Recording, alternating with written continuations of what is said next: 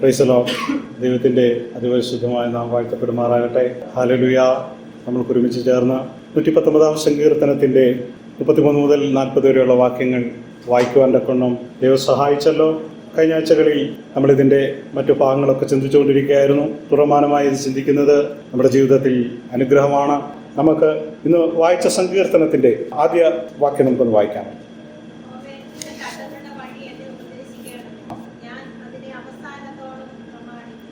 യഹോവേ, നിന്റെ ചട്ടങ്ങളുടെ വഴി എന്നെ ഉപദേശിക്കണമേ, ഞാൻ അതിനെ അവസാനത്തോളം പ്രമാണിക്കും. നിന്റെ ചട്ടങ്ങൾ എന്ന് പറഞ്ഞാൽ നിന്റെ വചനമാണ്. ആ വചനത്തിൻ്റെ അകത്ത് ഞാൻ എങ്ങനെ ജീവിക്കണം എന്ന് നീ എനിക്ക് ഉപദേശിക്കണമേ എന്ന് സങ്കീർത്തനക്കാരൻ ദൈവത്തോട് അപേക്ഷിക്കുകയാണ്.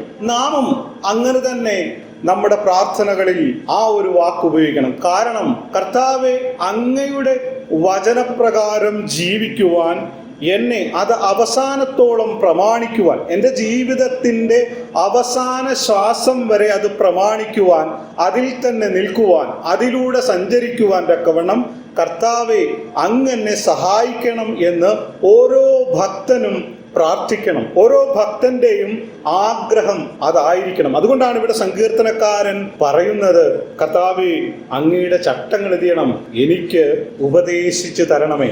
എൻ്റെ ബുദ്ധി കൊണ്ട് ഈ ലോകപ്രകാരം എനിക്ക് ജീവിക്കുവാൻ പറ്റും.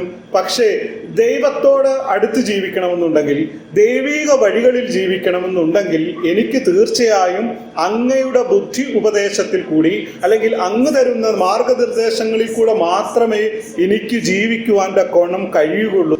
ഓരോ ഭക്തനും ദൈവവചനം, ദൈവത്തോട് സംസാരിക്കുവാൻ തക്കവണ്ണം നാം എപ്പോഴും തയ്യാറാകണം. ദൈവം നമ്മളോട് തീർച്ചയായും സംസാരിക്കും. നാം എപ്പോഴും കർത്താവിനോട് പറയണം, കർത്താവെ അങ്ങനെ ഉപദേശിക്കണം, അടുത്ത വഴി ഇതാണ്, അടുത്തത് ഞാൻ ചെയ്യാൻ പോകുന്ന, അല്ലെങ്കിൽ അടുത്ത ചുവട് വെക്കുവാൻ പോകുന്നത് ഇതാണ്. അതുകൊണ്ട് ദൈവം എന്ത് ചെയ്യണം, കർത്താവെ എനിക്ക് അതിനാവശ്യമായ ഉപദേശം തരണം എന്ന് ദൈവത്തോട് നമ്മൾ പ്രാർത്ഥിക്കണം. അത് ദൈവത്തോട് നമ്മൾ പ്രാർത്ഥിക്കുമ്പോൾ, എന്നെ ഉപദേശിച്ച് അങ്ങയുടെ ചട്ടങ്ങളുടെ വഴി എന്നെ ഉപദേശിക്കണമേ. നമ്മളുടെ പോകുവാനുള്ള വഴി, അവിടെ ചില ചട്ടങ്ങളുണ്ട്, ചില പ്രമാണങ്ങളുണ്ട്, അവിടെ ചില നിർദ്ദേശങ്ങളുണ്ട്. അതൊക്കെ പാലിച്ചു പോകുവാൻ തക്കവണ്ണം എന്നെ ഉപദേശിക്കണമേ. മാത്രമല്ല, അതിനെ അവസാനത്തോളം ഞാൻ പ്രമാണിക്കും എന്നാണ് സങ്കീർത്തനം. ഞാൻ അവസാനത്തോളം അതിനെ പ്രമാണിക്കും. നമ്മുടെ ജീവിത അവസാനം വരെ, നമ്മുടെ അവസാന ശ്വാസം വരെ അതിനെ പ്രമാണിക്കുവാൻ തക്കവണ്ണം നമുക്ക് കഴിയണം. അതാണ് ദൈവത്തിന്റെ ആഗ്രഹം. അത് തന്നെ ആയിരിക്കണം ഭക്തന്റെ ആഗ്രഹം. അത് നമ്മളിൽ നിറവേറ്റുന്നത് ദൈവത്തിന്റെ പരിശുദ്ധാത്മാവിൽ കൂടിയാണ് എന്ന് നാം മറന്നു പോകരുത്. പരിശുദ്ധാത്മാവില്ലാത്തൊരാൾക്ക് മുകളിൽ നിന്നുള്ള മാർഗനിർദ്ദേശം ലഭ്യമാകുകയില്ല. ഇന്ന് നമ്മൾ മൊബൈൽ ഫോൺ ഉപയോഗിക്കുന്നു. നമ്മുടെ മറ്റൊരു സ്ഥലത്ത് നിന്ന് ഒരാൾ നമ്മളെ വിളിക്കുകയാണ്. അവിടെ നിന്ന് വിളിച്ചു കഴിഞ്ഞാൽ ഇത് കിട്ടുമോ? ഇല്ല. നമ്മുടെ മൊബൈൽ ഉള്ളത് കൊണ്ടാണ്, നെറ്റ് ഉള്ളത് കൊണ്ടാണ് കിട്ടുന്നത്. ഇന്ന് പറഞ്ഞതുപോലെ ദൈവത്തിൻ്റെ നിർദ്ദേശങ്ങൾ നമ്മളെ അറിയിക്കുന്നത്, ദൈവത്തിൻ്റെ വഴികൾ നമ്മളെ അറിയിക്കുന്നത് പരിശുദ്ധാത്മാവിൽ കൂടിയാണ്. ആ പരിശുദ്ധാത്മാവ് നമ്മുടെ ഉള്ളിലുണ്ടെങ്കിൽ നമ്മളോട് ദൈവവചനത്തിൽ ദൈവം സംസാരിക്കും. ദൈവദാസന്മാർ ദൈവവചനം സംസാരിക്കുമ്പോൾ നമ്മളോട് സംസാരിക്കും. യാക്കോബിന്റെ ലേഖനം 2-ാം അധ്യായം 10-ാം വാക്യത്തിൽ ഇങ്ങനെ വായിക്കുന്നു, ഒരുത്തൻ ന്യായപ്രമാണം മുഴുവൻ അനുസരിച്ച് നടന്നാലും ഒന്നിൽ തെറ്റിയാൽ അവൻ സകലത്തിലും കുറ്റക്കാരനായി തീർന്നു. അവസാനത്തോളം നമ്മൾ യാത്ര ചെയ്യുന്നു. പക്ഷേ നമ്മുടെ തെറ്റുകൾ തിരുത്തി വേണം നമ്മുടെ യാത്ര മുന്നോട്ട് പോകുവാൻ. നമ്മുടെ കുറവശങ്ങൾ തീർത്തു വേണം നമ്മുടെ അവസാന യാത്രയിലേക്ക്, അവസാന ഫിനിഷിങ്ങിലേക്ക് നമ്മൾ ഓടിക്കൊണ്ടിരിക്കണം. എല്ലാ മനുഷ്യനും ഒരു 10, 80, ഒരു 100 വർഷം കഴിയുമ്പോൾ നമ്മളിൽ ആരും കാണും. 100 വർഷം ചിലപ്പോൾ 100 പ്രായമുള്ള വയസ്സുള്ളവരെ കാണും. എന്നാൽ ഒരു മനുഷ്യൻ്റെ ആയുസ് 80 ഒക്കെ കഴിഞ്ഞ് കഴിഞ്ഞാൽ പിന്നെ എന്ത് ചെയ്യും? നമ്മൾ ആരും കാണുകയില്ല. അതിനു മുമ്പ് എന്ത് ചെയ്യണം? നമ്മുടെ നമ്മുടെ മരണം വരെ നമ്മൾ എന്ത് ചെയ്യണം? ഈ ദൈവവചനത്തിൽ നിന്ന് നമ്മുടെ വഴികൾ, നമ്മൾ പോകുന്ന വഴികൾ ശരിയാണോ, നമ്മൾ ഈ പോകുന്നത് തന്നെയാണോ നമ്മളെക്കുറിച്ച് ദൈവം ഉദ്ദേശിച്ച വഴി എന്ന് നമ്മളെപ്പോഴും അതിനെ ക്രമീകരിച്ചുകൊണ്ട്, അതിനെ ശോധന ചെയ്തുകൊണ്ട് വേണം പോകുവാൻ. ഇതിൽ ഒന്നിൽ തെറ്റിയാൽ, യാക്കോബിന്റെ ലേഖനം 10-ാം അധ്യായം 10-ൽ പറയുന്നത്, ഒരുത്തൻ ന്യായപ്രമാണം മുഴുവൻ അനുസരിച്ച് നടന്നിട്ട് ഒന്നിൽ തെറ്റിയാൽ അവൻ സകലത്തിലും അതുവരെ ചെയ്തത് മുഴുവനതയും കുറ്റമായി തീരും. മനുഷ്യൻ പാപികളാണ്. പാപികളായ നമ്മളെ എത്രത്തോളം സൂക്ഷിച്ച് നടന്നാൽ മാത്രമേ ആ അവസാന ലാപ്പിലേക്ക് വിശുദ്ധിയോടെ വേർപാടോടെ ജീവിക്കുവാൻ നമുക്ക് സാധ്യമാകുകയുള്ളൂ. അപ്പോൾ നാം എന്ത് ചെയ്യണം? അവസാനത്തോളം ശ്രദ്ധയോടെ പോകണം. തെറ്റുകൾ വരുന്നത് തിരുത്തി നമ്മൾ പോകണം. നമ്മൾ ആദ്യം ചെയ്യേണ്ട അതിൻ്റെ പടി ലോക സ്നേഹം നമ്മളിൽ നിന്ന് നമ്മൾ മാറ്റിക്കളയേണ്ടതാണ്. ലോകത്തിൻ്റെ സ്നേഹം എന്താണെന്ന് ഓരോ നിമിഷവും തിരിച്ചറിഞ്ഞുകൊണ്ട് ദൈവവചനം വായിക്കുമ്പോൾ, ദൈവവചനം കേൾക്കുമ്പോൾ, നമ്മൾ പ്രാർത്ഥിക്കുമ്പോൾ, കർത്താവേ, ലോകത്തിൻ്റെ സ്നേഹം എന്നിൽ ഏതാണ് കൂടിയിരിക്കുന്നത്, ആ സ്നേഹത്തെ മാറ്റിക്കളഞ്ഞുകൊണ്ട് ദൈവസ്നേഹത്തിൽ നിലനിൽക്കുവാൻ തക്കവണ്ണം ഇടയാകണം. കുറച്ച് ആടുകളെ നമ്മൾ കൊണ്ടൊരു മലപ്രദേശത്തോ അല്ലെങ്കിൽ ഏതെങ്കിലും ഒരു പുൽമേടിലോ കഴിഞ്ഞിട്ട് നമ്മൾ 2 മാസത്തേക്ക് അങ്ങ് വിടുക. നമ്മൾ നോക്കുന്നേയില്ല. ഈ 2 മാസം കഴിഞ്ഞ് നമ്മൾ ചെന്ന് നോക്കിയാൽ ഇതിനൊറ്റ ഒരെണ്ണത്തെ പോലും എന്ത് ചെയ്തില്ല, അവിടെ കാണുകയില്ല. ദൈവവുമായി നമുക്കൊരു ഇടയനുമായ ഒരു ബന്ധമില്ലെങ്കിൽ നമ്മളൊക്കെ എന്ത് ചെയ്യും? തകർന്നു പോകും. നമ്മളൊക്കെ ദൈവത്തിൽ നിന്ന് അന്യമായിത്തീരും. അതുകൊണ്ട് ഇടയനോട് എപ്പോഴും നമ്മൾക്കൊരു ബന്ധമുണ്ടാകണം. ഇടയന്റെ ഉപദേശം നമ്മൾ എപ്പോഴും എന്ത് ചെയ്യണം? കേൾക്കണം. ഇടയന്റെ കയ്യിൽ വടിയുണ്ട്. അപ്പോൾ വടികൊണ്ട് ചിലപ്പോൾ നമ്മളെ ശിക്ഷിച്ചെന്നിരിക്കാം. വന്യമൃഗങ്ങൾ, ക്രൂരമൃഗങ്ങൾ പതിയിരിക്കുന്ന കാടുകളിൽ നിന്ന് നമ്മളെ വഴിതെറ്റിച്ച് വിടാറുണ്ട്. ഏറ്റവും നല്ല പുൽപ്പുറങ്ങളിൽ, ഇടയന് ഏറ്റവും ഇഷ്ടപ്പെടുന്ന പുൽപ്പുറങ്ങളിലേക്ക് നമ്മളെ കൊണ്ടുപോകും. അപ്പോൾ നാം എന്ത് ചെയ്യണം? ഉപദേശത്തിന് വേണ്ടി നമ്മൾ എപ്പോഴും നിന്നു കൊടുക്കും. നമ്മളെ ഒരാൾ ഉപദേശിച്ചാൽ ഇയാൾ എന്തോ പറയുന്നത് എന്നൊന്നും നമ്മൾ ചിന്തിക്കരുത്.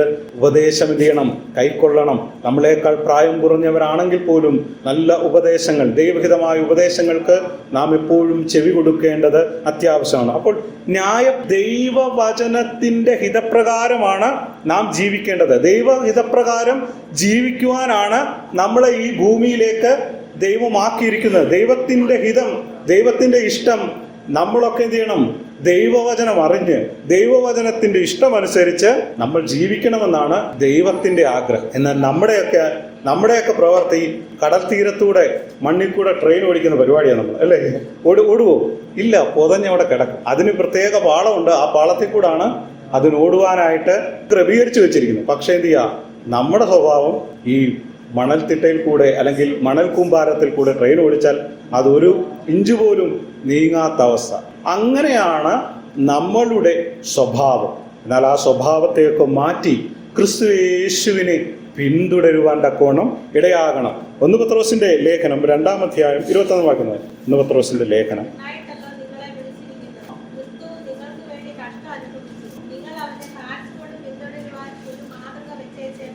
നമുക്ക് പിന്തുടരുവാൻ ഒരു കാൽച്ചുവട് വെച്ചിട്ടാണ് നമ്മുടെ കർത്താവ് പോയിരിക്കുന്നത്. ക്രിസ്തുവിൻ്റെ കാൽച്ചുവടുകളെ പിന്തുടരുവാൻ തക്കവണ്ണം നമ്മൾക്ക് ഇടയാകണം. ക്രിസ്തുവിനെ പോലെ ആകുക. അതൊരിക്കലും സാധ്യമല്ലെങ്കിലും അതാണ് നമ്മുടെ ആഗ്രഹം. അതാണ് യേശു ക്രിസ്തു നമ്മളെക്കുറിച്ച് ആഗ്രഹിക്കുന്ന ഒരു കാര്യം. നാം അവനെ പോലെ ആകുക. അവനെ പോലെ ആയവർക്ക് മാത്രമേ അവസാനത്തോളം ചെന്ന് എത്തുവാൻ തക്കോണം, വിശ്വാസ ജീവിതത്തിൽ അവസാനത്തോളം ചെന്നെത്തുവാൻ തക്കോണം ശ്രമിച്ചുകൊണ്ടിരിക്കുകയാണ് എന്നുള്ളതാണ് നമ്മുടെ ക്രിസ്തീയ ജീവിതത്തിൻ്റെ വിജയം. അപ്പോൾ നോക്കുക, അവൻ കാൽച്ചുവട് പിന്തുടരുവാൻ ഒരു മാതൃക വെച്ചു പോയിരിക്കുന്നു. നമുക്ക് നിത്യതയിലേക്ക് പ്രവേശിക്കുവാൻ അവസാന ലാപ്പ് വരെ എത്തിയണം. അവസാനത്തോളം നാം സഞ്ചരിച്ചാൽ മാത്രമേ നിത്യതയിൽ നമുക്ക് എത്തുവാൻ തക്കോണം കഴിയുകയുള്ളൂ. ഇടയ്ക്ക് വെച്ച് നമുക്കറിയാം, ദേമാസ് ഈ ലോകത്തെ സ്നേഹിച്ചിട്ട് തെസലോനിക്കയിലേക്ക് പോയി. യൂദ യേശുക്രിസ്തുവിന്റെ കൂടെ നടന്നു, ഒറ്റിക്കൊടുത്തിട്ട് മരിച്ചുപോയി. നാം എന്ത് ചെയ്യണം?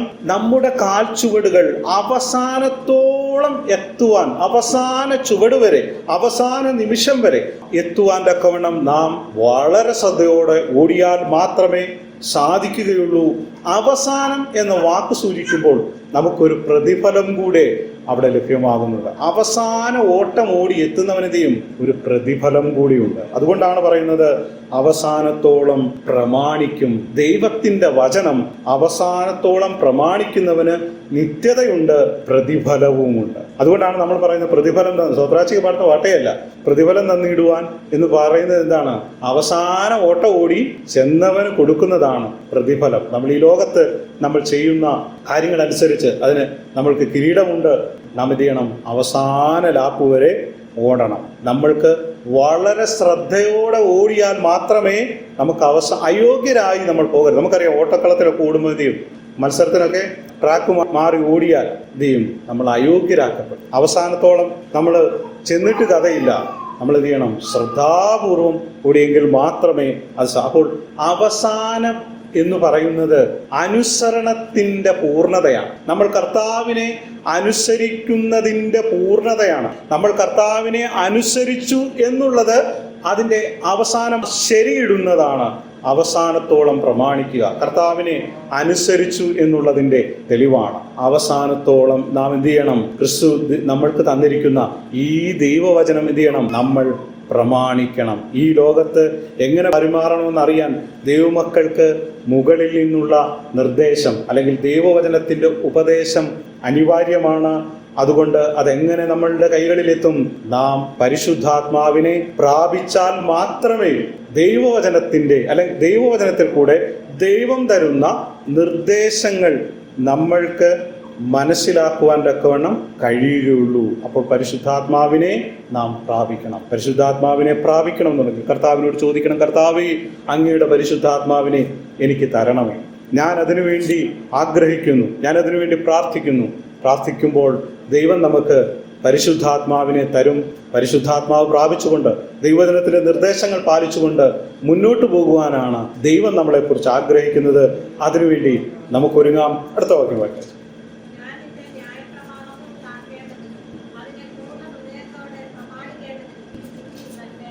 ഞാൻ നിന്റെ ന്യായപ്രമാണം കാക്കേണ്ടതിനും അതിനെ പൂർണ്ണ ഹൃദയത്തോടെ പ്രമാണിക്കേണ്ടതിനും എനിക്ക് ബുദ്ധി അല്ലെങ്കിൽ ജ്ഞാനം നൽകണമേ എന്ന് സങ്കീർത്തനക്കാരന്റെ പ്രാർത്ഥനയാണ്. ദൈവത്തെ സ്നേഹിക്കുന്ന ഒരാളുടെ പ്രാർത്ഥനയാണ്. ഈ ദൈവവചനം സൂക്ഷിക്കേണ്ടതും അത് നമ്മൾ പറഞ്ഞ അവസാനത്തോളം നടക്കുന്നവനത് എന്നും അത് അനുസരിക്കുന്നത് പൂർണ്ണ ഹൃദയത്തോടെയാണ്. മനസ്സില്ലാ മനസ്സോടെ ദൈവസന്നിധിയിലേക്ക് നാം ഒരിക്കലും വരരുത്. അതൊരു പക്ഷേ ഈ നന്മയേക്കാൾ നമുക്ക് ദോഷം ചെയ്യും. പൂർണ്ണ മനസ്സോടുകൂടി മറ്റുള്ളവരുടെ പ്രലോഭനത്തെ മറ്റുള്ളവർ അല്ലെങ്കിൽ നമ്മൾക്ക് എന്തെങ്കിലും വരുമോ എന്നുള്ള പേടി കണ്ടോ, അല്ലെങ്കിൽ നമ്മുടെ ജോലി നഷ്ടപ്പെടുമോ എന്നുള്ള പേടിയിൽ, അല്ലെങ്കിൽ നമ്മുടെ കുഞ്ഞുങ്ങൾ നല്ലതായിട്ട് പഠിക്കത്തില്ല എന്നുള്ള അങ്ങനെയുള്ള ചിന്തകളിലൊന്നും ദൈവസന്നിധിയിലേക്ക് നാം കടന്നു വരരുത്.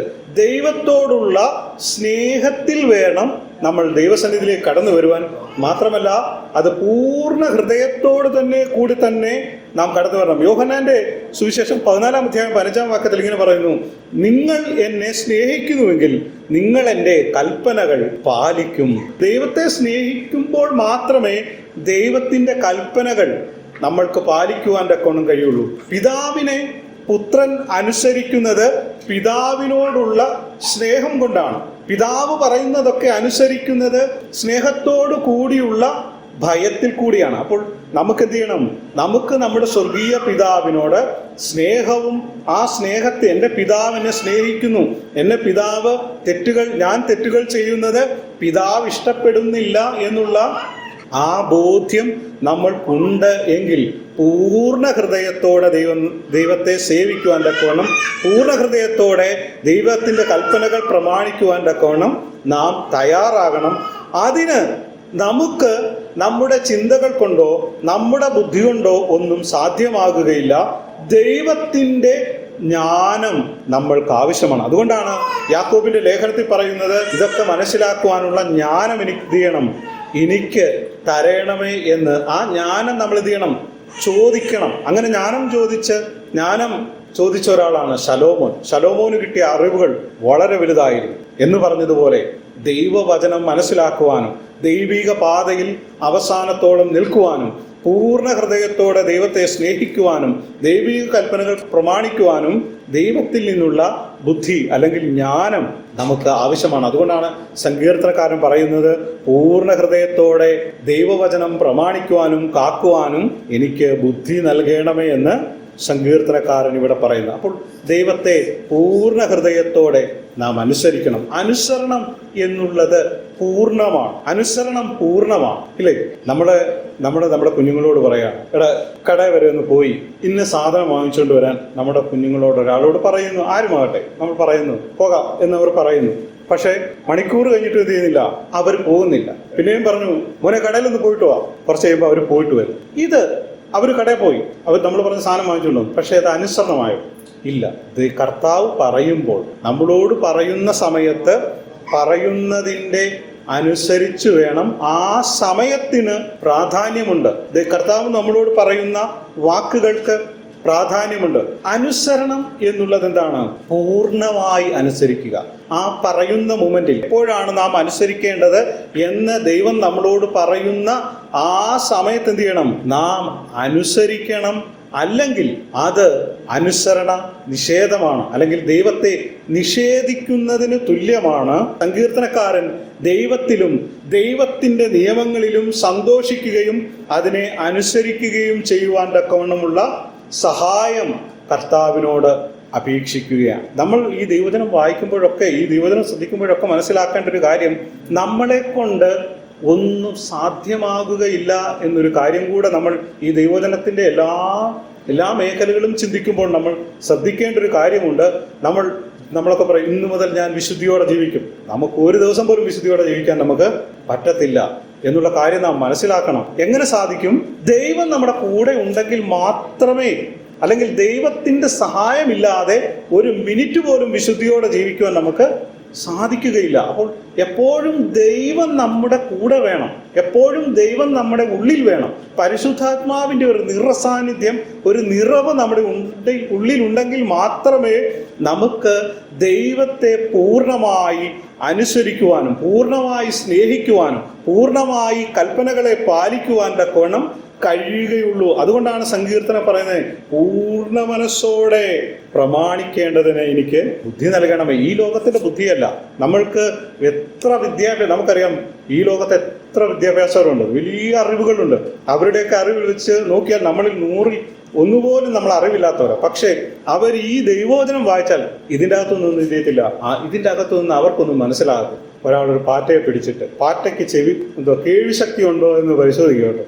ഒരു പാറ്റയെ പിടിച്ചിട്ട് പാറ്റയ്ക്ക് കേൾവി ശക്തി ഉണ്ടോ എന്ന് പരിശോധിക്കാം. അപ്പോൾ പാറ്റയുടെ ഒരു കാലങ്ങ് മുറിച്ച് കളഞ്ഞപ്പോൾ ഓടടാ പാറ്റ എന്ന് പാറ്റയോട് പറഞ്ഞു. പാറ്റ ഓടി. പിന്നെയും പാറ്റയെ പിടിച്ചിട്ട് അടുത്ത കാലം മുറിച്ചു. അങ്ങനെ ഒന്നൊന്നായി അവസാന കാലം മുറിച്ചിട്ട് ഓടടാ പാറ്റ എന്ന് പറഞ്ഞു. പാറ്റയ്ക്ക് കാലില്ല, ഓടാൻ പറ്റുമോ? അപ്പോൾ പുള്ളിയുടെ നിഗമനം എന്താണ്? പാറ്റയ്ക്ക് കാല് നഷ്ടപ്പെട്ട കേൾവി ശക്തി ഇല്ലാതായി. ഇതാണ് ശാസ്ത്രജ്ഞന്റെ കണ്ടുപിടുത്തം. ഇങ്ങനെയുള്ള തെറ്റായ അർത്ഥങ്ങൾ മാത്രമേ, പരിശുദ്ധാത്മാവ് നമ്മുടെ ഉള്ളിലില്ലെങ്കിൽ ഈ ദൈവവചനം, നമുക്ക് അറിയാം ഈ ചില ആളുകളൊക്കെ ദൈവവചനത്തിൽ നിന്ന് ഇതെന്നെ അങ്ങനെ എഴുതി വെച്ചേക്കുന്നത്, ഇതെന്നെ ഇങ്ങനെ എന്നൊക്കെ ചോദിക്കുന്ന. അപ്പം നമുക്കിതിനെക്കുറിച്ച് അറിയാവുന്നത് കൊണ്ട് ഇവരൊക്കെ എന്താ ഇത്രയും ബുദ്ധി ഉണ്ടായിട്ടും ഇവർ വിവരക്കേട് പറയുന്നു എന്ന് നമ്മൾ ചിന്തിക്കാറ്. ദൈവവചനം നമുക്ക് മനസ്സിലാകണമെന്നുണ്ടെങ്കിൽ പരിശുദ്ധാത്മാവ് നമ്മുടെ ഉള്ളിൽ ഉണ്ടാകണം, പരിശുദ്ധാത്മാവ് നമ്മുടെ ഉള്ളിൽ വരണം. എന്നെങ്കിൽ മാത്രമേ നമ്മൾക്ക് ഈ ദൈവവചനം വായിക്കുവാനും ഇത് മനസ്സിലാക്കുവാനും ഇതിനനുസരിച്ച് ജീവിക്കുവാനും പൂർണ്ണ ഹൃദയത്തോടെ ദൈവത്തെ അനുസരിക്കുവാൻ തക്കവണ്ണം നമ്മൾക്ക് കഴിയണം. അപ്പോൾ നാം ഇന്ന് ഒന്ന് ചിന്തിച്ചു നോക്കിക്കുകയും, പൂർണ്ണ ഹൃദയത്തോടെയാണോ നമ്മൾ ദൈവത്തെ സ്നേഹിക്കുന്നത്? പൂർണ്ണ ഹൃദയത്തോടെയാണോ ദൈവത്തെ നമ്മൾ അനുസരിക്കുന്നത്? ദൈവം നമ്മളോട് പറയുന്ന കാര്യങ്ങൾ പൂർണ്ണമായി നമ്മൾ അനുസരിക്കുന്നുണ്ടോ എന്ന് നാം ഒന്ന് വിശകലനം ചെയ്തിട്ട് അതിനുവേണ്ടിയുള്ള ഒരു ശ്രമം നമ്മൾ നടത്തണം. ശ്രമം അതിനുവേണ്ടി ചുവട് വെച്ച് കഴിഞ്ഞു കഴിഞ്ഞാൽ ദൈവം നമ്മളെ തീർച്ചയായും ആ പൂർണ്ണ ഹൃദയത്തോടെ അനുസരിക്കുവാൻ തക്കവണ്ണം, പൂർണ്ണ ഹൃദയത്തോടെ ദൈവത്തിൻ്റെ ഈ വചനം പാലിക്കുവാൻ തക്കവണ്ണം നമ്മളെ സഹായിക്കും. എന്നാൽ നമ്മൾ അതിന് ആദ്യം മുതലേ ഇത് നടക്കുകയില്ല എന്ന് നാം വിചാരിച്ചാൽ ഒരിക്കലും നമ്മളെ കൊണ്ട് സാധ്യമാകുകയില്ല എന്നുള്ളൊരു കാര്യം കൂടെ നാം മനസ്സിലാക്കണം. 35 വാക്യം വായിച്ചാൽ,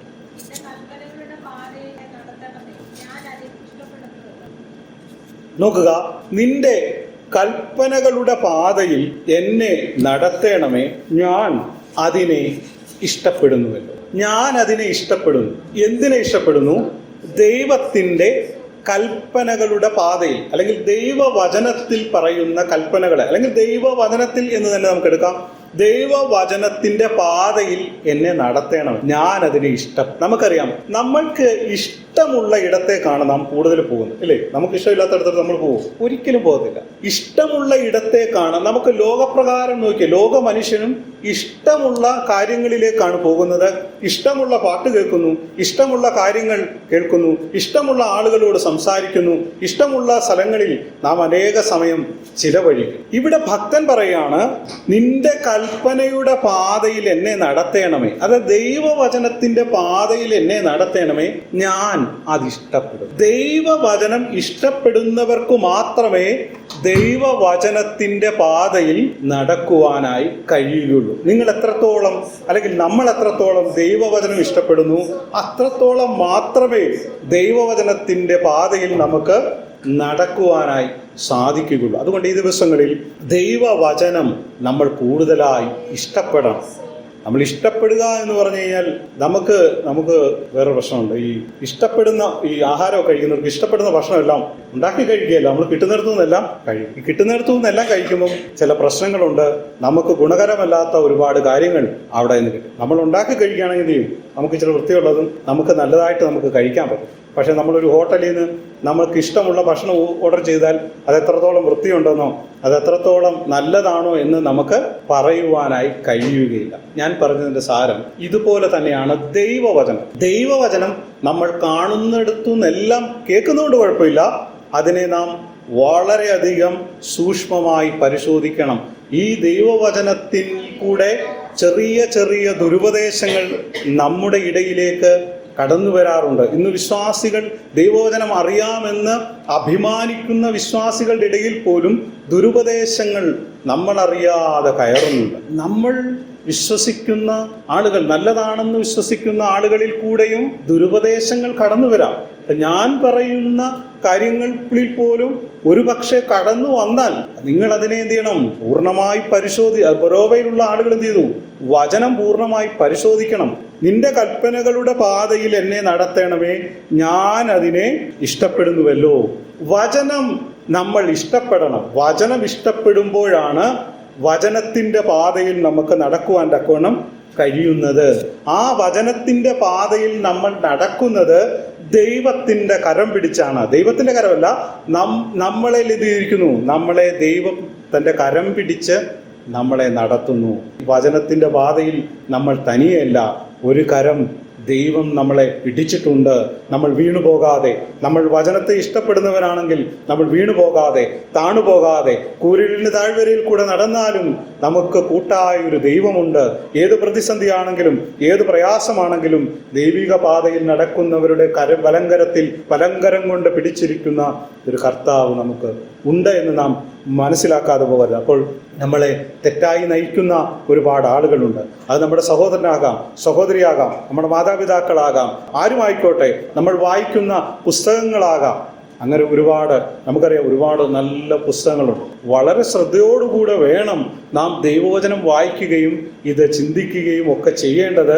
അതിന് ദൈവത്തിൻ്റെ ബുദ്ധി നമുക്ക് ആവശ്യമാണ്, ദൈവത്തിൻ്റെ ജ്ഞാനം നമുക്ക് ആവശ്യമാണ്. ദൈവത്തോട് നമ്മൾ ചോദിക്കണം. തെറ്റായി നമ്മളെ നടത്തുന്ന ഒരുപാട് ആളുകളുണ്ട്, തെറ്റായി നമ്മളെ നയിക്കുന്നവരുണ്ട്. പക്ഷേ ഇവിടെ പറയാണ്, നമുക്കൊരു മാതൃക വെച്ചേച്ച് പോയിരിക്കുന്നു. ക്രിസ്തു എന്ന മാതൃകയെ പിൻപറ്റിയാണ് നമ്മൾ ജീവിക്കേണ്ടത്. അതിനുവേണ്ടി നമുക്ക് ഒരുങ്ങാം. സമയം 36 വാക്യം.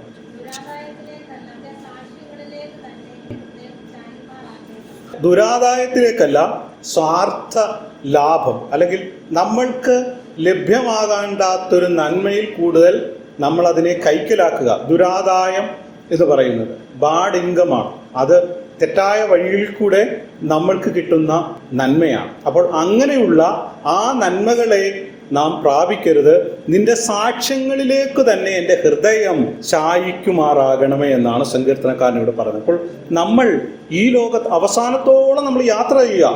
അവസാന ലാപ്പിലേക്ക് നമ്മളിങ്ങനെ പോയിക്കൊണ്ടിരിക്കുമ്പോൾ നമ്മുടെ ഈ യാത്രയെ തെറ്റിച്ചു കളയുവാൻ, ദുരാദായത്തിൻ്റെ അല്ലെങ്കിൽ നമ്മൾക്ക് തെറ്റായ സ്വാർത്ഥ ലാഭങ്ങളിലേക്ക് നമ്മളെ വഴിതിരിച്ചു വിടുന്ന ചില ഇടവഴികളുണ്ട്. നമ്മൾ പോകുന്ന വഴികളിലൊക്കെ നമ്മൾ സൈഡിലോട്ടൊക്കെ തിരിഞ്ഞു നോക്കുമ്പോൾ ഒരുപക്ഷെ നമുക്ക് സന്തോഷം തരുന്ന, അല്ലെങ്കിൽ നമ്മൾ നേരെ പോകുന്നതിനേക്കാൾ നമുക്ക് ലാഭമെന്ന് തോന്നുന്ന ചില നന്മകളിലേക്ക് നമ്മൾ പോകുക വഴി നമുക്ക് തിരികെ വരുവാൻ കഴിയാതെ വണ്ണം നമ്മളൊരു മറ്റൊരു വഴിയിലേക്ക് പോകുകയാണ്. അപ്പോൾ അങ്ങനെയുള്ള കാര്യങ്ങൾ നാം വളരെയധികം ശ്രദ്ധിക്കണം.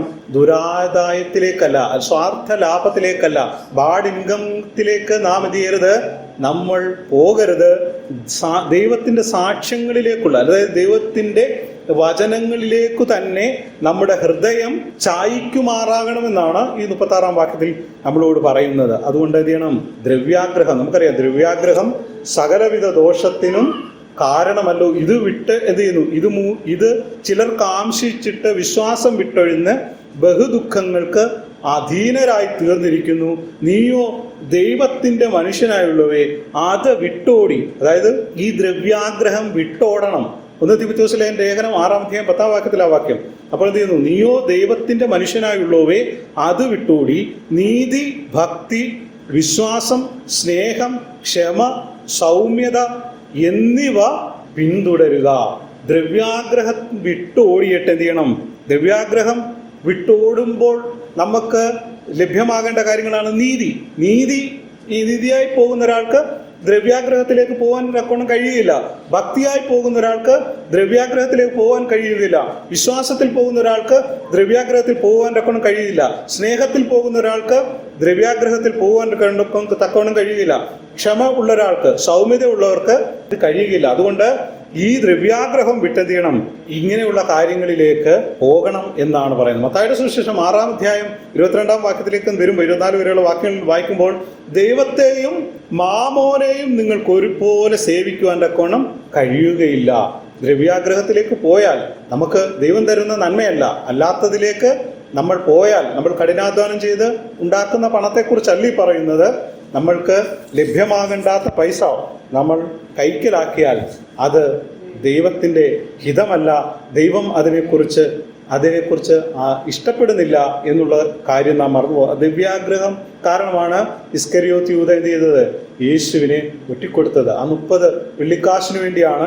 അപ്പോൾ ദ്രവ്യത്തിനെ കുറിച്ചുള്ള ആഗ്രഹം ദൈവ വഴികളിൽ നിന്ന് നമ്മളെ വേർതിരിച്ചിട്ട് നമ്മളെ എന്ത് ചെയ്യുന്നു, ബഹുദുഃഖങ്ങൾക്ക് അധീനരായി. ഈ ദ്രവ്യാഗ്രഹം നമ്മൾ സമ്പാദിച്ചു കഴിഞ്ഞു കഴിഞ്ഞാൽ, അല്ലെങ്കിൽ നമുക്ക് ആവശ്യത്തിൽ കൂടുതൽ പണം സമ്പാദിച്ചു കഴിഞ്ഞാൽ നമ്മൾക്ക് ബഹുദുഃഖങ്ങളിലേക്ക് കടന്നു പോകും എന്നാണ് ഈ സുവിശേഷത്തിൽ നമ്മളോട്, അല്ലെങ്കിൽ ഈ ലേഖനത്തിൽ നമ്മളോട് പറയുന്നത്. അപ്പോൾ നമ്മൾ എന്ത് ചെയ്യണം, അതിനെയൊക്കെ വിട്ട് ജീവിക്കണം. 37-ാം വാക്യത്തിൽ പെട്ടെന്ന് സമയം പോയി. 37-ാം വാക്യം നോക്കുക. ഇവിടെ കാണുന്നു, വ്യാജത്തെ നോക്കാതെ വണ്ണം എൻ്റെ കണ്ണുകളെ തിരിച്ച് നിന്റെ വഴികളിൽ ജീവിക്കും. ഇവിടെ വ്യാജം എന്നുദ്ദേശിക്കുന്നത് കള്ളം എന്നുള്ള അർത്ഥമല്ല, മായക്കാഴ്ചകൾ, നമ്മളെ തൃപ്തിപ്പെടുത്തുന്ന, നമ്മുടെ കണ്ണുകളെ തൃപ്തിപ്പെടുത്തുന്ന കാഴ്ചയിലേക്ക് നോക്കാതെ വണ്ണം എൻ്റെ കണ്ണുകളെ തിരിച്ച് നിന്റെ വഴികളിൽ ജീവിപ്പിക്കണമേ. നമ്മളെ ഇഷ്ടപ്പെടുത്തുന്ന, നമ്മുടെ കണ്ണിന് ഇഷ്ടപ്പെടുത്തുന്ന ചില കാഴ്ചകളുണ്ട്. ആ കാഴ്ചയിലേക്ക് പോയാൽ നമ്മളെ മരണത്തിലേക്ക്, ആത്മീക മരണത്തിലേക്കാണ് ആ കാഴ്ചകൾ നമ്മളെ കൊണ്ടുചെന്നെത്തിക്കുന്നത്. നമുക്കറിയാം, ഇന്ന് ലോകത്തിൽ നമ്മൾക്ക് കാണാൻ പാടില്ലാത്ത ഒരുപാട് കാര്യങ്ങളുണ്ട്. അതിലേക്ക് പോയാൽ എന്താണ്, ആത്മീക മരണം നമുക്ക് സംഭവിക്കും. എന്നാൽ ആ മായക്കാഴ്ചകളിലേക്ക് നോക്കാതെ വണ്ണം എൻ്റെ കണ്ണുകളെ തിരിച്ച് നിന്റെ വഴികളിൽ എന്നെ അതായത് ദൈവീക വഴികളിലേക്ക് വരുമ്പോൾ എന്താണ്, ഞാൻ സ്വതവേ എന്ത് ചെയ്യുന്നു, ജീവൻ പ്രാപിക്കുകയാണ്. അപ്പോൾ ദൈവിക വഴികളിലേക്ക് വരുന്ന ഒരാൾക്ക് ആത്മീക ഉണർവുണ്ടാകുന്നു, ആത്മീക ജീവൻ ഉണ്ടാകുന്നു. നമുക്കറിയാം, ഈ ആഖോർ എന്ന് പറയുന്ന വ്യക്തി ഇത് ചെയ്തു, ദ്രവ്യാഗ്രഹം, യോശുവയുടെ പുസ്തകം 7-ാം അധ്യായത്തിലാണ്. അദ്ദേഹം ഇത് ചെയ്തു, ഈ മുതല് കട്ടെടുത്ത് കഴിഞ്ഞപ്പോൾ എന്ത് ചെയ്യുന്നു, യോശുവ പിടിച്ചിട്ട് എന്ത് ചെയ്യുന്നു, ആഖോർ എന്ന് പറയുന്ന ആ സ്ഥലത്ത് കൊണ്ടുപോയി, ആ ഒരു താഴ്വരയെ കൊണ്ടുപോയി അദ്ദേഹത്തെ കല്ലെറിഞ്ഞ് കൊന്നു. അതുകൊണ്ടാണ് അതിന് ആഖോർ താഴ്വര എന്ന് പറയുന്നത്. വിനാശകരമായ എന്നൊരർത്ഥമാണ് ആഖോർ താഴ്വര. അപ്പോൾ നോക്കുക, ദ്രവ്യാഗ്രഹത്തിലേക്ക് പോകുമ്പോൾ നമ്മൾ എന്ത് ചെയ്യുന്നു, മരണത്തിലേക്കാണ് നടക്കുന്നത്. അത് ഭൗതിക മരണത്തെക്കുറിച്ചല്ല. ഭൗതിക മരണം ഒരുപക്ഷെ ഉണ്ടാകാം, എന്നാൽ ആത്മീക മരണത്തിലേക്ക്, ഏറ്റവും പ്രധാനപ്പെട്ട മരണമാണ് ആത്മീക മരണം. അതൊരിക്കലും നമ്മുടെ ജീവിതത്തിൽ ഉണ്ടാകുവാൻ തക്കവണ്ണം ഇടയാകരുത്. അപ്പോൾ വ്യാജത്തെ നമ്മൾ നോക്കിപ്പോയാൽ മരണത്തിലേക്കാണ് നമ്മൾ പോകുന്നത്. നമ്മളെ ഒളിപ്പിച്ചു വെച്ചിരിക്കുന്ന, മരണം ഒളിപ്പിച്ചു വെച്ചിരിക്കുന്ന മായക്കാഴ്ചകളുണ്ട്. പരസ്യം നമുക്കറിയാം, നമ്മൾ ഇന്ന് ഉപയോഗിക്കുന്ന സാധനങ്ങളെല്ലാം എന്താ? പരസ്യം. നമ്മുടെ ശരീരത്തിന് പ്രയോജനമുള്ള കാര്യങ്ങളൊന്നുമല്ല, അല്ലേ? പരസ്യങ്ങളൊക്കെ നമ്മളൊരു സോപ്പൊക്കെ കണ്ടു, പരസ്യമൊക്കെ കണ്ടു നമ്മൾ അതുപോലൊക്കെ ആകുന്ന നമ്മുടെ വിചാരം. നമുക്ക് പ്രയോജനം തരുന്നതെന്ന് വിശ്വസിപ്പിച്ചുകൊണ്ട് അവർ പരസ്യം ചെയ്യുകയാണ്. ഈ വ്യാജം എന്നിവിടെ ഉദ്ദേശിക്കുന്ന വ്യാജ കള്ളം എന്നുള്ള അർത്ഥമല്ല, അങ്ങനെയല്ല.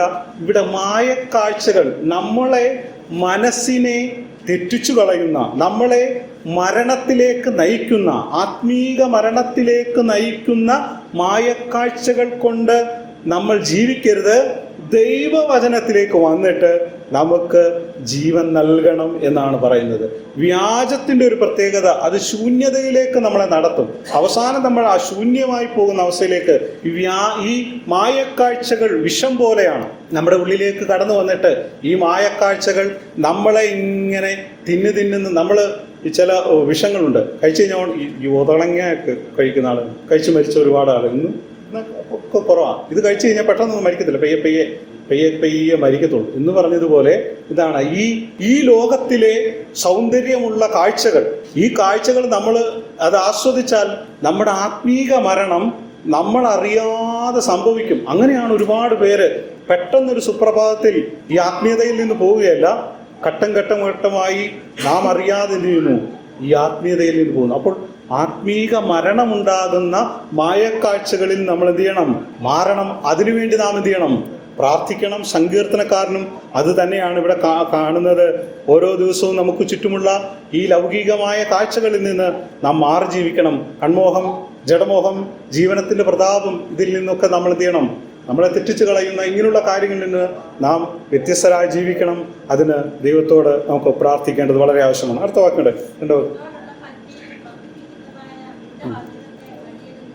നോക്കുക, നിന്നോടുള്ള ഭക്തിയെ വർദ്ധിപ്പിക്കുന്നതായ നിന്റെ വചനത്തെ അടിയന് നിവർത്തിക്കണമേ. അതിങ്ങനെയാണ് അതിൻ്റെ അർത്ഥം.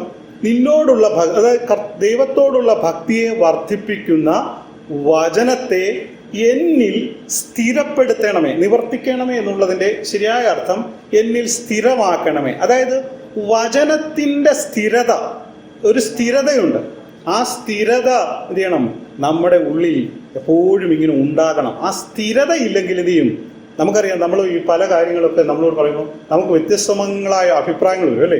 പിന്നെ ഏതാ ചെയ്യേണ്ടതെന്ന് ചിലതങ്ങ് ഒക്കും, ചിലത് എന്ത് ചെയ്തില്ല, തെറ്റായിപ്പോവും എന്ന് പറഞ്ഞതുപോലെ അങ്ങനെ ഉണ്ടാകരുത്.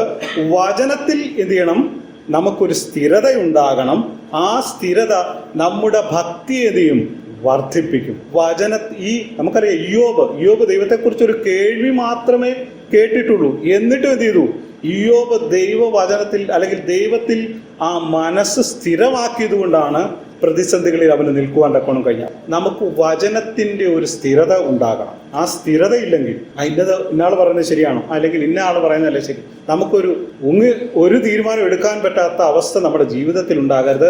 എന്ത് തന്നെയായാലും നമ്മൾ എടുക്കുന്ന തീരുമാനം, നമ്മൾ എടുക്കുന്ന ചുവട്, നമ്മൾ വെക്കുന്ന ചുവടുകൾ എന്ത് തന്നെയായാലും ആ വചനത്തിൽ കറക്റ്റ് ആയിരിക്കണം എന്നാണ് ദൈവജനം നമ്മളോട് പറയാം. അപ്പോൾ നമ്മുടെ തീരുമാനങ്ങളും ചുവടുകളും, നമ്മൾ എടുക്കുന്ന ഓരോ കാര്യങ്ങളും, നമ്മൾ ചെയ്യുന്ന കാര്യങ്ങളെല്ലാം ദൈവവചനത്തിൻ്റെ സ്ഥിരത, അല്ലെ ദൈവവചനത്തിന് അടിസ്ഥാനം ഉണ്ടാകണം. ആ ദൈവവചനത്തിന് നമ്മുടെ മനസ്സിലൊരു സ്ഥിരതയുണ്ടെങ്കിൽ നമ്മുടെ ഭക്തി എന്തെയും വർദ്ധിപ്പിക്കും. അപ്പോൾ നമ്മുടെ ഭക്തി വളരുന്നില്ലെങ്കിൽ, അല്ലെങ്കിൽ നമ്മൾ ഭക്തരല്ലെങ്കിൽ ഒന്ന് വിചാരിച്ചോണം, നമ്മൾക്ക് ദൈവവചനത്തിൽ സ്ഥിരതയില്ല എന്ന് നാം മനസ്സിലാക്കണം. അപ്പോൾ ഭക്തി നമ്മൾ എന്ത് ചെയ്യണം? വർദ്ധിക്കണം. നമ്മൾ ഭക്തരാണ് എന്ന് നമ്മൾ പറയുമ്പോഴും ഭക്തി എത്രത്തോളം ഉണ്ട് എന്ന് നാം ഒന്ന് പരിശോധിക്കുക. ഇയ്യോബ് ഭക്തനായിരുന്നു എന്നാണ്. മാത്രമല്ല, യഹോവ ഭക്തി ജ്ഞാനത്തിൻ്റെ ആരംഭം. അപ്പോൾ യഹോവ ഭക്തി ഉണ്ടാകുമ്പോൾ മാത്രമേ ദൈവത്തിൽ നിന്നുള്ള ജ്ഞാനം നമുക്ക് തരികയുള്ളൂ. ആ ജ്ഞാനത്തിനനുസരിച്ച് നമുക്ക് ജീവിക്കുവാൻ തക്കവണ്ണം സാധിക്കുകയുള്ളൂ. സമയം പോകുന്നല്ലോ. അടുത്ത വാക്കുകൾ. ഞാൻ പേടിക്കുന്ന നിന്നയെ അകറ്റിക്കളയണമേ, നിന്റെ വിധികൾ നല്ലവയല്ലോ. അതായത് സങ്കീർത്തനക്കാരൻ ഏതോ നമ്മൾ അതിൻ്റെ കഴിഞ്ഞ അധ്യായം നമ്മൾ വായിച്ചപ്പോഴും നമ്മൾ മനസ്സിലാക്കിയിരുന്നു, സങ്കീർത്തനക്കാരൻ ഏതോ വലിയ പ്രതിസന്ധിയിൽ, അല്ലെങ്കിൽ ഏതോ വലിയ പ്രശ്നത്തിൽ, അല്ലെങ്കിൽ ആത്മീയ തകർച്ചയിൽ കൂടി എപ്പോഴോ കടന്നു പോകുന്ന ഒരു ഘട്ടത്തിൽ അവൻ പ്രാർത്ഥിച്ചതായിരിക്കാം. എന്നുള്ളതാണ് ഈ ഒട്ടുമിക്ക വേദ പണ്ഡിതന്മാരും അഭിപ്രായപ്പെടുന്നത്. എന്താണ് നമുക്കറിയുന്നില്ല. ഇവിടെ പറയാണ്, ഞാൻ പേടിക്കുന്ന നിന്ന അകറ്റിക്കളയണമേ, നിന്റെ വിധികൾ നല്ലവയല്ലോ. അപ്പോൾ സങ്കീർത്തനക്കാരൻ ഏത് തരം നിന്നയാണ്? ഒരു പക്ഷേ ദൈവം നിന്ദിക്കുന്നതാണോ, അല്ലെങ്കിൽ ദൈവവചനത്തിൽ ദൈവത്തിനോട് ചേർന്ന് നിന്നതുകൊണ്ട് സമൂഹം അവനെ നിന്ദിക്കുന്നതാണോ എന്നൊന്നും നമുക്ക് മനസ്സിലാകുന്നില്ല. ഇതിന് രണ്ടിനും സാധ്യതയുണ്ട്. 22-ാം വാക്യത്തിലേക്ക് വരുമ്പോൾ അവിടെ സങ്കീർത്തനക്കാരൻ തന്റെ ശത്രുക്കളുടെ നിന്ന തന്നിൽ നിന്ന് അകറ്റണമേ എന്ന് പറയുന്നുണ്ട് അതിന്റെ 22-ാം വാക്യത്തിൽ. അപ്പോൾ നോക്കുക, നിന്നയും അപമാനവും എന്നോട് അകറ്റണമേ. അപ്പോൾ സങ്കീർത്തനക്കാരനെ ആരോ നിന്ദിക്കുന്നുണ്ട്. അപ്പോൾ ആ നിന്ദ എന്ത് ചെയ്യണം? എന്നിൽ നിന്ന് അകറ്റണമേ എന്നാണ് ഇവിടെ പറയുന്നത്. ഞാൻ പേടിക്കുന്ന നിന്ദ, ഭയപ്പെടുത്തുന്ന നിന്ദ, ഭയാനകമായ ഏതോ പ്രതിസന്ധിയിൽ കൂടിയാണ് സങ്കീർത്തനക്കാരൻ പറയുന്നത്. അപ്പോൾ ഏത് വ്യാഖ്യാനം എടുത്താലും സങ്കീർത്തനക്കാരനെ നിന്ദിക്കുന്നതാണോ, അല്ലെങ്കിൽ ദൈവം അവന്റെ പാപങ്ങൾ കൊണ്ട് അവനെ നിന്ദിക്കുന്നതാകാം. രണ്ടുമാകാം. ദൈവത്തെ അവൻ അനുസരിക്കാത്തത് കൊണ്ട് ദാവീദിന് ചെയ്തു രോഗം വന്നതും ഒക്കെ നമ്മൾ പഠിച്ചിട്ടുണ്ട്. ഒരുപക്ഷെ ദാവീദാണ് ഇത് എഴുതിയതെങ്കിൽ ഒരുപക്ഷെ അങ്ങനെയുള്ള സാഹചര്യങ്ങൾ കൂടെയൊക്കെ ദാവീദ് എപ്പോഴോ കടന്നു പോയിട്ടിരിക്കാം. നമ്മൾക്കും ഇങ്ങനെയുള്ള സാധ്യതകളുണ്ട്. നിങ്ങളൊരു ഭക്തനാണെങ്കിൽ നിങ്ങളെ നിന്ദിക്കുവാൻ ലോകം നിങ്ങളെ ഒരുപക്ഷെ നിന്ദിക്കും. നിങ്ങൾ ഈ ലോകത്തിൽ ഏറ്റവും ബുദ്ധികെട്ടവരാണ്, കഴിവുകെട്ടവരാണ് എന്ന് നിങ്ങളെക്കുറിച്ച് പറയുവാൻ തക്കവണ്ണം സാധ്യതയുണ്ട്. അപ്പോൾ നാം എന്ത് ചെയ്യണം? നാം ദൈവത്തോട് ചേർന്ന് നിൽക്കുക മാത്രമേ അതിന് പ്രതിവിധിയുള്ളൂ. എന്നാൽ അത് പ്രയാസമില്ല, അത് പ്രശ്നമില്ല. ഈ ലോകം നമ്മളെ നിന്ദിക്കുന്നത് നമ്മളത്ര കാര്യമാക്കേണ്ട. പക്ഷേ നമ്മൾ പാപം ചെയ്താൽ, ദൈവം നമ്മളെ നിന്ദിച്ചു കഴിഞ്ഞാൽ നമുക്ക് ഈ നിലനിൽക്കുവാൻ തക്കവണ്ണം കഴിയുകയില്ല. അതിന് നാം ഇടവരുത്തരുത് എന്ന് ഓർപ്പിക്കുന്നു. നമുക്ക് സമയം പോലെ പെട്ടെന്ന് അടുത്ത വാക്കുകൾ പോകാം. ഞാൻ നിന്റെ പ്രമാണങ്ങളെ വാഞ്ചിക്കുന്നു. ദൈവത്തിൻ്റെ പ്രമാണങ്ങൾ അല്ലെങ്കിൽ ദൈവത്തിൻ്റെ വചനം വാഞ്ചിക്കുന്ന, ആഗ്രഹിക്കുന്ന, ആഗ്രഹം എന്ന് പറഞ്ഞാൽ കഴിയുകയില്ല, ആഗ്രഹത്തെക്കാൾ ഉപരിയാണ് വാഞ്ച. ആ പ്രമാണങ്ങളെ വാഞ്ചിക്കുന്നു. നിന്റെ നീതിയാൽ എന്നെ ജീവിപ്പിക്കണമേ. നിന്റെ ന്യായപ്രമാണം അനുസരിക്കുവാനുള്ള, ദൈവവചനം അനുസരിക്കുവാനുള്ള സങ്കീർത്തനക്കാരൻ്റെ ആഗ്രഹമാണ് നമ്മൾക്കിവിടെ കാണുവാനായിട്ട് സാധിക്കുന്നത്. ദൈവവചനം വായിക്കുമ്പോഴും ധ്യാനിക്കുമ്പോഴും അനുസരിക്കുവാനുള്ള വാഞ്ച, അതായത് നമ്മളിപ്പം ദൈവവചനം വായിച്ചു, ഞാൻ പൂർണ്ണ ഹൃദയത്തോടെ ദൈവത്തെ സേവിക്കും, നിന്നെ പോലെ തന്നെ നിന്റെ അയൽക്കാരനെ സ്നേഹിക്കുക എന്നൊക്കെ നമ്മൾ കണ്ടു കഴിഞ്ഞാൽ നമുക്ക് അനുസരിക്കാനുള്ള ആഗ്രഹം വരുമോ? പലപ്പോഴും വരത്തില്ല. പക്ഷേ ഇതുപോലെയുള്ള വചനം വായിക്കുമ്പോൾ ഇതനുസരിക്കാനുള്ളൊരു ആഗ്രഹം, നമ്മുടെ ഉടുപ്പെടുത്തോണ്ട് പോകുന്നതിന് ഉള്ളവരോട് കൊടുത്തേക്കാനാണ് പറഞ്ഞത്, നമ്മൾ കൊടുക്കുവോ? ഇല്ല. അനുസരിക്കാനാണ് ദൈവം നമ്മളോട് പറയുന്നത്. അതിനൊരു ആഗ്രഹം നമ്മൾക്കുണ്ടാകണം. അത് നമുക്ക് എങ്ങനെ കിട്ടും? നമ്മളിങ്ങനെ വായിച്ചതൊന്നും കിട്ടത്തില്ല. ദൈവവചനത്തിൻ്റെ ആഴങ്ങളിലേക്ക് നാം ഇറങ്ങിച്ചെല്ലുമ്പോൾ ദൈവവചനത്തിൻ്റെ പ്രകാശനം നമുക്ക് കിട്ടും. ആ കിട്ടുമ്പോഴാണ്, ദൈവം നമ്മളോട് സംസാരിക്കുമ്പോഴാണ് ഈ ദൈവവചനം അനുസരിക്കുവാനുള്ള, ഈ ന്യായപ്രമാണം അനുസരിക്കുവാനുള്ള ആഗ്രഹം നമ്മൾക്കുണ്ടാകുന്നത്. അപ്പോൾ നാം എന്ത് ചെയ്യണം? ദൈവവചനം കൂടുതലായി ധ്യാനിക്കണം, വായിക്കണം. അതിനോട് വലിയ ആഗ്രഹമുണ്ടെങ്കിൽ നമ്മളൊരിക്കലും ദൈവവചനം പഠിക്കുവാനായിട്ട് നമ്മൾ എന്ത് ചെയ്യരുത്? ഈ ദൈവവചനം വായിക്കരുത്. പഠിക്കുന്നത് വേറെ, പക്ഷേ ഈ ഒരു പഠനത്തിൻ്റെ രീതിയിലേക്ക് നാം എത്തപ്പെടരുത്. പഠിക്കുമ്പോൾ തന്നെ എന്ത് ചെയ്യണം? ഇത് പാലിക്കുവാനും ഇത് അനുസരിക്കുവാനും തക്കവണ്ണം നമ്മൾ തയ്യാറാകണം. നമ്മളിന്ന് ഒരുപാട് പേര് ദൈവവചനം പഠിക്കുന്നുണ്ട്, അല്ലേ? ദൈവവചനം കൂടുതൽ അറിയുവാനും, ദൈവവചനത്തിൽ നിന്ന് കൂടുതൽ പ്രകാശനം ലഭിക്കുവാനും, ദൈവവചനം അനുസരിക്കുവാനും, ദൈവവചനം ദൈവം നമുക്ക് തരുന്ന ചില ശുശ്രൂഷകൾ ചെയ്യുവാനും ഒക്കെയാണ് ദൈവവചനം നമ്മളെ പഠിപ്പിക്കുന്നത്. അതിനുവേണ്ടിയാണ് നമ്മൾ പഠിക്കുന്നത്. അപ്പോൾ ആത്മീയ പുനരുജ്ജീവനം ഉണ്ടാകണം. അപ്പോൾ നമ്മൾ ഇത് വാഞ്ചിക്കും തോറും എന്ത് ചെയ്യുന്നു? നിന്റെ നീതിയാൽ എന്നെ ജീവിപ്പിക്കണമേ. ഇത് നമ്മൾ എന്ത് ചെയ്യുന്നു? ആഗ്രഹിക്കും തോറും നമുക്കിത് ജീവൻ തരികയാണ്. അപ്പോൾ ദൈവവചനം നമ്മൾ വായിക്കും തോറും ആത്മീകമായ ജീവൻ നമ്മളിൽ ഇങ്ങനെ, ദൈവത്തിൻ്റെ ജീവൻ നമ്മൾക്ക് ആ പരിശുദ്ധാത്മാവിൽ കൂടെ ഇങ്ങനെ പകർന്നു തരുന്ന ഒരനുഭവം ഉണ്ടാകും. ആ ദൈവത്തിൻ്റെ ജീവൻ പരിശുദ്ധാത്മാവിൽ കൂടെ നമ്മൾക്ക് ഇങ്ങോട്ട് വരുമ്പോൾ നമ്മൾ മറ്റൊരാളായി മാറും. ദൈവവചനം അനുസരിക്കുവാൻ തക്കവണ്ണം പ്രാപ്തിയുള്ള ഒരാളായി ദൈവം നമ്മളെ മാറ്റും. അതിനുവേണ്ടി നാം എന്ത് ചെയ്യണം? ദൈവവചനം വാഞ്ചിക്കണം. അതാണ് ദൈവം നമ്മളെക്കുറിച്ച് ആഗ്രഹിക്കുന്നത്. ദൈവവചനം എന്ന് പറയുന്നത് ഇത് നമ്മൾക്ക് വായിക്കുവാനോ ഇത് മാത്രമുള്ളതല്ല. നമുക്കറിയാം ദൈവവചനമൊക്കെ ഈ ബൈബിളൊക്കെ എടുത്ത് എന്ത് ചെയ്യുന്നു, പേടിക്കാതിരിക്കാൻ വേണ്ടി പണ്ട് ഇപ്പോൾ അങ്ങനെയല്ല, കൊച്ചു കുഞ്ഞുങ്ങളുടെയൊക്കെ എന്ത് ചെയ്യും, തലയുടെ ഈ ബൈബിളൊക്കെ വെച്ച് കിടക്കുന്ന ഇന്നും ഉണ്ടായിരിക്കും. ബൈബിൾ നമ്മുടെ ഹൃദയത്തോട് നമ്മുടെ ജീവിതത്തെ മെച്ചപ്പെടുത്തുന്ന, ക്രിസ്തുവിൻ്റെ പാതയിൽ അവസാനത്തോളം വിശുദ്ധിയോടെ, വേർപാടോടെ, വിശ്വസ്തയോടെ ചുവടുവെക്കുവാൻ തക്കവണ്ണം നമ്മളെ ധൈര്യപ്പെടുത്തുന്ന, നമുക്ക് ആത്മീക മരണത്തിൽ നിന്ന് നമ്മളെ ജീവിപ്പിക്കുന്ന, നാശകരമായ കുഴിയിൽ നിന്ന് നമ്മളെ ക്രിസ്തു എന്ന പാറയിലേക്ക് നമ്മളെ നിർത്തുന്ന അത്ഭുതകരമായ ദൈവവചനം. ഈ വചനം ക്രിസ്തു തന്നെയാണ്. വെളിപ്പെട്ട വചനമാണ് ക്രിസ്തു. എഴുതപ്പെട്ട ഈ വചനം നമ്മൾക്ക് വെളിപ്പെട്ട വചനമാണ് യേശു ക്രിസ്തു. ആ യേശു ക്രിസ്തുവിനോട് ചേർന്ന് നടക്കുവാൻ, യേശു ക്രിസ്തുവിനെ പോലെ ആകുവാൻ തക്കവണ്ണം നമ്മൾ ആഗ്രഹിക്കുന്നുവെങ്കിൽ ദൈവത്തിൻ്റെ യേശു ക്രിസ്തുവിൻ്റെ പാതയിൽ നമ്മളെ നടത്തും. അതിനുവേണ്ടി നമുക്കൊരുങ്ങാം. ക്രിസ്തു എന്ന ആ ലക്ഷ്യത്തിലേക്ക് വേണം നമ്മുടെ യാത്ര. നമ്മൾ ഈ ലോകത്തിൻ്റെ മായക്കാഴ്ചകളിലേക്ക് പോകരുത്. ക്രിസ്തു എന്ന ആ ലക്ഷ്യത്തിലേക്ക് പോകുവാൻ തക്കവണ്ണം നമ്മളെ സഹായിക്കേണ്ടത് ദൈവവചനമാണ്. അതിനെ നമ്മളെ നടത്തുന്നത് ദൈവവചനമാണ്. അതിനുവേണ്ടി നമുക്ക് പ്രാർത്ഥിക്കാം. ക്രിസ്തു എന്ന ലക്ഷ്യത്തിൽ നിന്ന് നമ്മൾ മാറിപ്പോകുമ്പോൾ നമ്മൾ പാപികളാകുന്നു. നിത്യനരകത്തിന് നമ്മൾ ഓഹരിക്കാരായിത്തീരും. എന്നാൽ നിത്യതയിൽ കർത്താവിനോടുകൂടെ ചേർന്ന് വസിക്കണമെന്നുണ്ടെങ്കിൽ ക്രിസ്തു എന്ന ലക്ഷ്യത്തിലേക്ക് പോകുന്നവർക്ക് മാത്രമേ ഇത് സാധ്യമാകത്തുള്ളൂ. അതിനുവേണ്ടി നമ്മളെ തന്നെ ഏൽപ്പിച്ചു കൊടുക്കാം. ഈ വചനങ്ങളാൽ ദൈവം നമ്മളെ അനുഗ്രഹിക്കുമാറാകട്ടെ. സ്തോത്രം. തുടർന്ന്